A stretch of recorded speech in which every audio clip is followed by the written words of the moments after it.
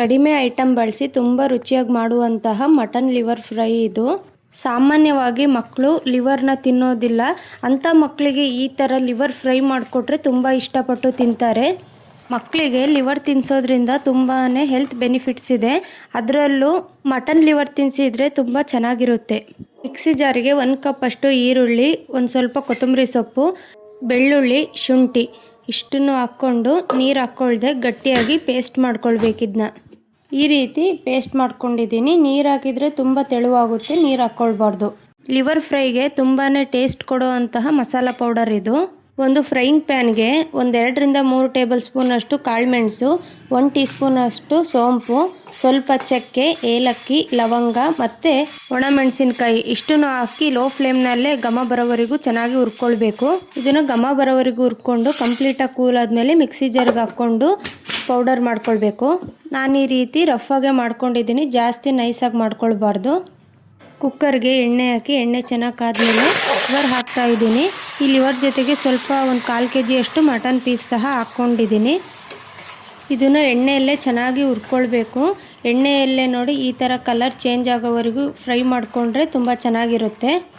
ಇದು ಎಣ್ಣೆಯಲ್ಲೇ ಚೆನ್ನಾಗಿ ಫ್ರೈ ಆದಮೇಲೆ 1 ಟೀ ಸ್ಪೂನ್ ಅಷ್ಟು ಉಪ್ಪು ಹಾಕ್ತಾಯಿದ್ದೀನಿ. ಉಪ್ಪು ಹಾಕಿದ್ಮೇಲೆ ಚೆನ್ನಾಗಿ ಮಿಕ್ಸ್ ಮಾಡಿಕೊಂಡು 2ರಿಂದ 3 ನಿಮಿಷ ಇದನ್ನ ಹಾಗೆ ಬೇಯಿಸ್ಕೊಳ್ಬೇಕು.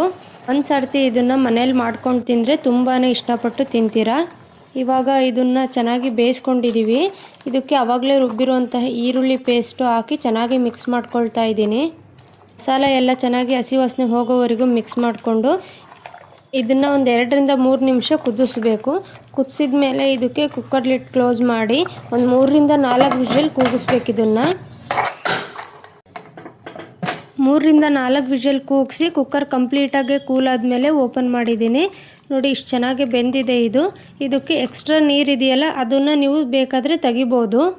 ಇದಕ್ಕೆ 1 ಟೀ ಸ್ಪೂನ್ ಅಷ್ಟು ಧನಿಯಾ ಪುಡಿ, 1 ಟೀ ಸ್ಪೂನ್ ಅಷ್ಟು ಗರಂ ಮಸಾಲ, ಆವಾಗಲೇ ಮಾಡಿದ್ವಲ್ಲ ಪೌಡರು, ಅದನ್ನು ಹಾಕಿ ಚೆನ್ನಾಗಿ ಮಿಕ್ಸ್ ಮಾಡ್ಕೊಳ್ತಾ ಇದ್ದೀನಿ. ಮಟನ್ ಬೇಯಿಸುವಾಗ ಮತ್ತು ಕುಕ್ಕರ್ ವಿಷಲ್ ಹೊಡೆದ್ಮೇಲೆ ಜಾಸ್ತಿ ಆಗಿರುತ್ತಲ್ವ, ಆ ನೀರನ್ನ ತೆಗೆದು ನೀವು ಅದಕ್ಕೆ ಸ್ವಲ್ಪ ಉಪ್ಪು, ಸ್ವಲ್ಪ ಪೆಪ್ಪರ್ ಪೌಡರ್ ಹಾಕಿ ಕುದಿಸಿ ಕುಡಿದ್ರೆ ಅದು ಲಿವರ್ ರಸಮ್ ಟೇಸ್ಟ್ ಬರುತ್ತೆ. ಬಾಣಲೆಗೆ ಎಣ್ಣೆ, 2ರಿಂದ 3 ಹೆಚ್ಚು ಹಸಿಮೆಣಸಿನ್ಕಾಯಿ, 1 ಕಪ್ ಅಷ್ಟು ಈರುಳ್ಳಿ ಇಷ್ಟನ್ನು ಹಾಕಿ ಚೆನ್ನಾಗಿ ಫ್ರೈ ಮಾಡ್ಕೊಳ್ಬೇಕು. ಈರುಳ್ಳಿ ಎಲ್ಲ ಸ್ವಲ್ಪ ಸಾಫ್ಟ್ ಆಗೋವರೆಗೂ ಫ್ರೈ ಮಾಡ್ಕೊಳ್ಬೇಕು. ಈರುಳ್ಳಿ ಹಸಿಮೆಣಸಿನ್ಕಾಯಿ ಎಲ್ಲ ಚೆನ್ನಾಗಿ ಫ್ರೈ ಆದಮೇಲೆ ಬೇಯಿಸಿರುವಂತಹ ಲಿವರ್ನ ಹಾಕಿ ಚೆನ್ನಾಗಿ ಮಿಕ್ಸ್ ಮಾಡ್ಕೊಳ್ಬೇಕು. ಲಿವರ್ನೆಲ್ಲ ಚೆನ್ನಾಗಿ ಮಿಕ್ಸ್ ಮಾಡಿಕೊಂಡು ಇದನ್ನು 5ರಿಂದ 6 ನಿಮಿಷ ಲೋ ಫ್ಲೇಮ್ನಲ್ಲೇ ಸ್ವಲ್ಪ ಗಟ್ಟಿಯಾಗೋವರೆಗೂ ಕುದಿಸ್ಕೊಳ್ಬೇಕು. ಇದಕ್ಕೆ 1.5 ಟೀ ಸ್ಪೂನ್ ಅಷ್ಟು ಖಾರದ ಪುಡಿ ಹಾಕಿ ಚೆನ್ನಾಗಿ ಮಿಕ್ಸ್ ಮಾಡ್ಕೊಳ್ತಾ ಇದ್ದೀನಿ. ಖಾರದ ಪುಡಿ ಬೇಡ ಅನ್ನೋರು ಕಾಳು ಮೆಣಸನ್ನೇ ಜಾಸ್ತಿ ಹಾಕ್ಕೊಳ್ಬೋದು. ಮಸಾಲೆ ಎಲ್ಲ ಚೆನ್ನಾಗಿ ಡ್ರೈ ಆಗೋವರೆಗೂ ಮಿಕ್ಸ್ ಮಾಡ್ಕೊಳ್ಬೇಕು. ಹೋಟೆಲ್ನಲ್ಲಿ ಹೋಗಿ ತಿಂತೀವಲ್ಲ ಅದಕ್ಕಿಂತ ಮನೆಯಲ್ಲೇ ಈ ಥರ ಈಸಿಯಾಗಿ ಟೇಸ್ಟಿಯಾಗಿ ಮಾಡ್ಕೊಳ್ಬೋದು.